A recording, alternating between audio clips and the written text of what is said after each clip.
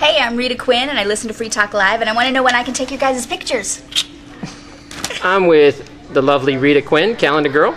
And Rita, why don't you tell me the theme of your calendar shoot? The theme of my calendar shoot was the Second Amendment, and the reason why I chose that is because I actually used to be afraid of guns, like many women, and after I started learning about the Bill of Rights and our history of, the United States and tyranny, that has occurred throughout, centuries, I came to realize the importance of gun ownership and the right to defend ourselves and really how that is a right.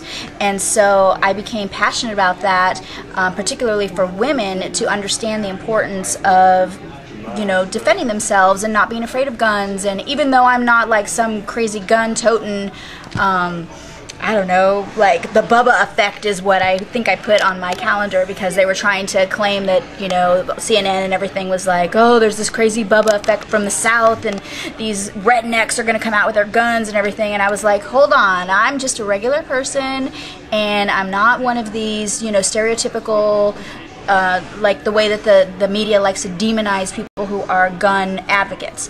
And so that was pretty much the reason why I decided to go with that theme. Now, being a professional photographer, you always hear people talk that the camera is the new gun. What's your opinion on that? Actually, I think that it's true. In fact, I just joined a group that is out of London called I'm not a terrorist, I'm a photographer, because there is so much controversy around that, and people, obviously who are photographers and in the media are getting demonized a lot, and people are being, even been killed, particularly in the UK, which is part of the reason why that group started up there. And I think that that's true. I know for just what I've done and seen police, actually ask me for, video footage, and seen, many people obviously in the Liberty Movement who have had, situations where they've been threatened or because they've been able to defend themselves because they had a camera. So I definitely think that that's true. What's your opinion of the 3 states recently that passed laws to make it completely illegal to film a police officer even during your own arrest? Oh, well, I think it's bullshit. I mean, can I say that? Yeah, you can. It's the internet. This is free market. Yes, absolutely. That's just ridiculous. It completely,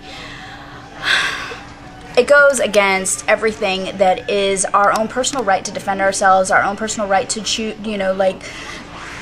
basically prove our own innocence, because there's so much fraud and there's so much hypocrisy and tyranny, and we have no choice but to resort to having to defend ourselves by capturing people on camera and by saying, no, this is actually what has happened and not what you're saying. And I think that that's just another example of the police state that we're in and how crazy the states are becoming and just trying to take away our personal freedoms. You have another pet topic you like to talk about, which is pharmaceutical drugging. Why don't you go ahead and tell your listeners, give them an idea what you're talking about. Okay, well, basically, when I was thinking about doing the calendar page, it was a toss-up between the Second Amendment and the pharmaceutical drugging of our civilization.